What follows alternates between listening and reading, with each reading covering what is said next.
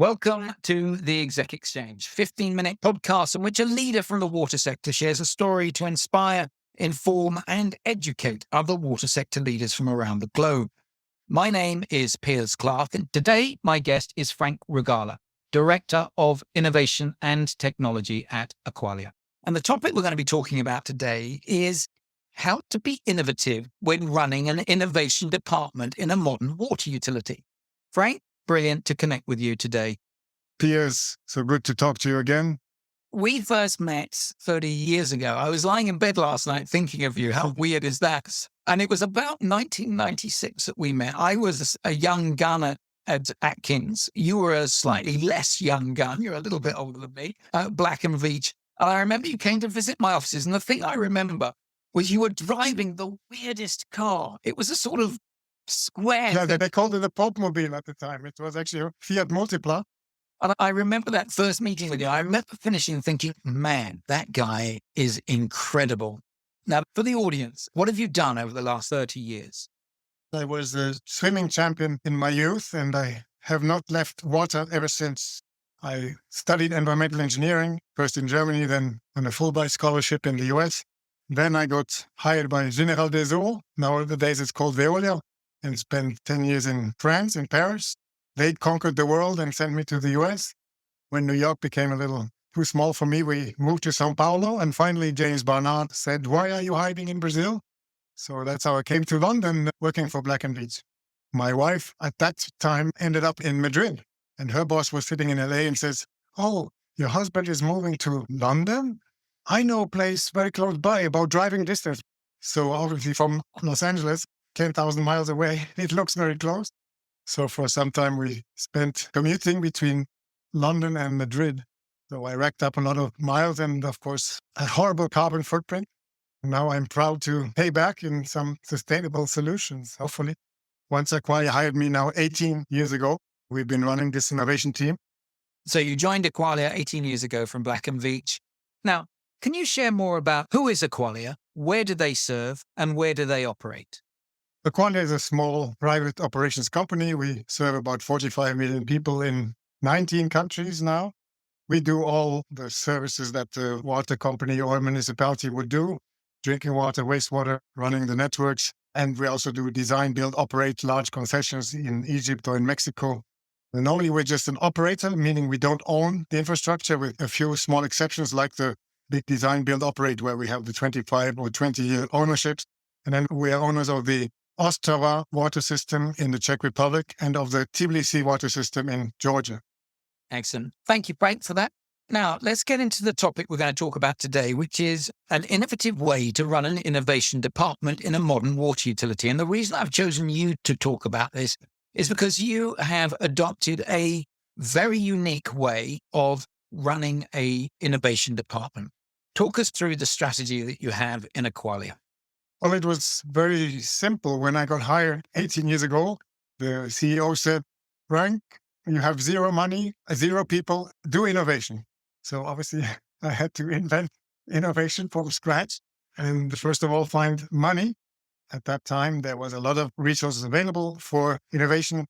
Spain got into a crisis, actually, just when I got hired. And people said, well, how do we get out of here?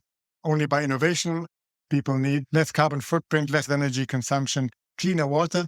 So we did find a lot of support programs for research, both at the local level, in the regional governments, at the national level, in the Spanish government, and of course in Europe, where you had this wonderful framework program for innovation with hundreds of millions being spent. And we managed to get a part of that enormous pie and get us growing in this innovation activity.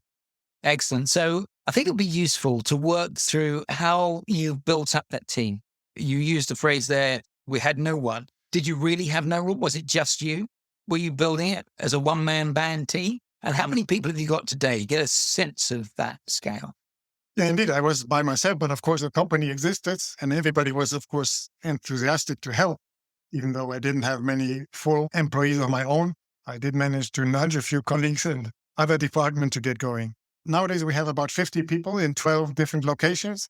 We, of course, also have an innovative approach in that we put our research into the sites, into the contracts.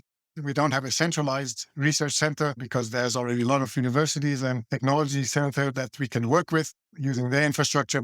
But our original thing is then to bring the ideas into the field and help them to upscale as a real solution. So you went from no people to a team now of about 50 people across multiple sites. And it's funded through grants that you've been able to tap into from the European Union. And there's a cycle to that. I've known you for many years. I know that you have an annual cycle where you're applying to particular calls, and it's a machine. You've got to gear up. Seriously, you can't do this as a part-time job. You've got to have dedicated resources to doing these grants. Indeed, the Commission works in funding cycles. Normally, 4 to 5 years is a typical project life.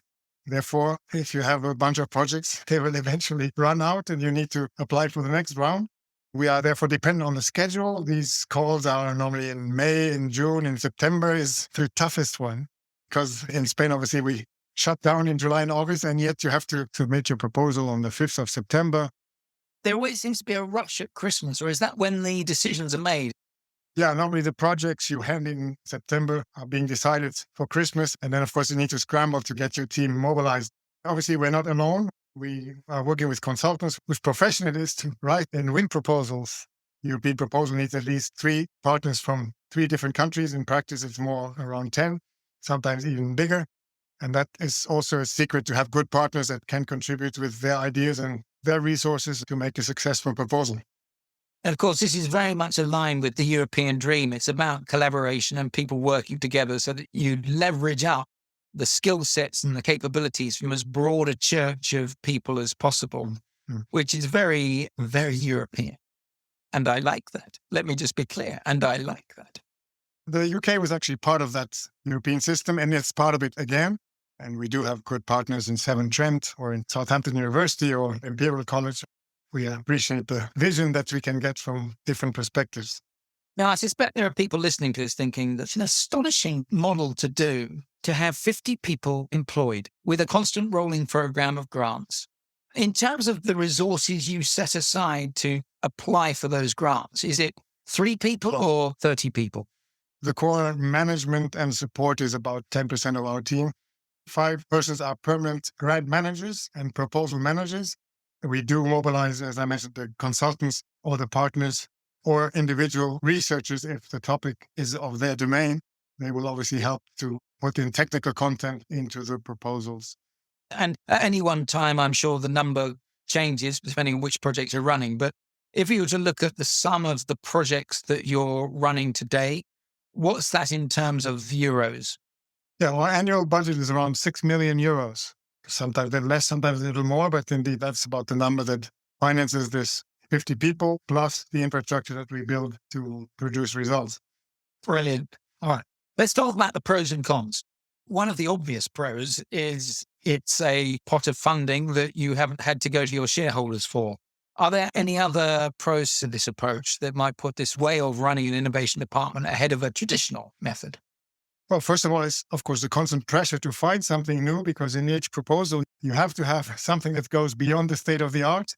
Also, the European ecosystem allows you to gather these new ideas, to be nudged by people from a different background, different country, different challenge, and transfer quickly new ideas to your own system. If you're just closed in your own organization, you don't have this pressure, you don't have this openness to welcome the outside input.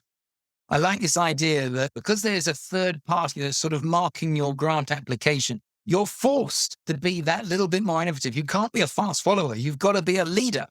And then, of course, that fresh ideas coming from outside your own organization and that being a fundamental part of it. The way Aqualia drives value from this is by being quicker, cheaper, better, faster than its competition when it applies for contracts. Okay, I've got it. That's the pros. Let's now talk about the cons. What's the downsides to this approach?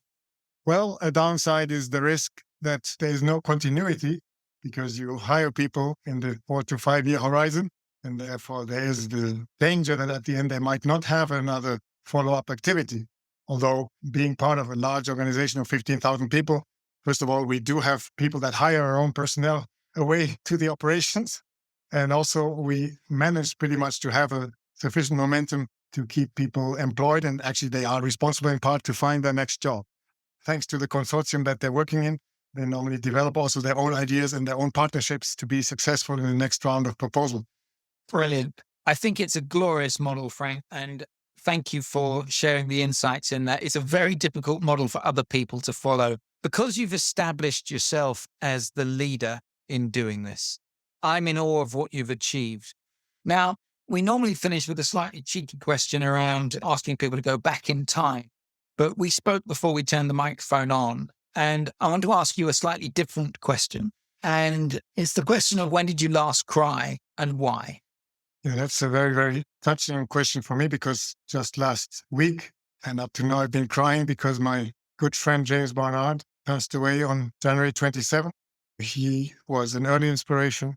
Actually, I read his papers before I met him. I met him then at various conferences. He was the one who called me to Black & Veatch, and we were colleagues for 7 years. And ever since, we've been in touch, obviously, and celebrating his birthdays. The last one was last year when he turned 90. But yeah, I'm still crying. And we are all in mourning because he was such a giant, such an incredible person that had impacts, whether it was in South Africa, where he's from, whether it was in Canada, where he first worked, in the US with projects in Australia or in Europe or in South America, everywhere in the world. And obviously, he also got honored by the Lee Kuan Yew Water Prize in Singapore. And now we're trying to honor his memory by raising funds for James Barnard Scholarship. Frank, thank you for being so open about sharing that. Many of us listening to this podcast will have known James. Like you say, he was a legend in the field. People certainly of my age, mid-50s, knew him. And we lived off his papers in those early days of our career. He was a wonderful man to know. Indeed, we all feel very, very touched that we have no longer this reference in our lives, but we are all determined to make him live forever in our hearts and in our minds. And with this scholarship, obviously honor the legacy that he is leaving behind. You have been listening to the Exec Exchange with me, Piers Clark, and my guest today has been Frank Rogalla, Director of Innovation and Technology at Aqualia. Hope you can join us next time. Thank you.